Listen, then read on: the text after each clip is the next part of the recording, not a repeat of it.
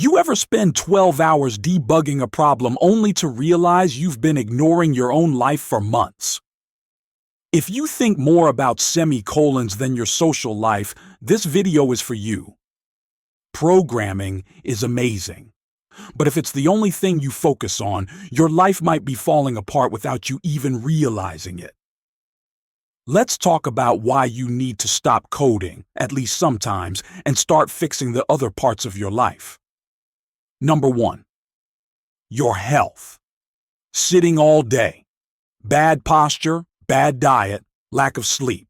You optimize code for efficiency, but treat your body like a spaghetti-coated legacy system. The solution: take breaks, stretch, exercise, and sleep well. Number 2. Your social life. Spending all time in front of a screen, ignoring friends and family. Last time you had a deep conversation was probably with ChatGPT. The solution: make time for relationships, talk to real humans, build meaningful connections. Number 3.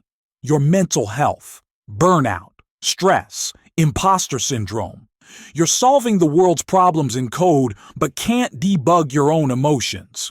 The solution: meditate, take breaks, see a therapist if needed. Number 4. Money won't solve everything. Chasing high salaries but ignoring personal fulfillment? A high-paying job won't help if you're miserable in life. The solution: balance income with passion, purpose, and happiness. Number 5. Coding is a tool, not your identity. Defining yourself only by your job.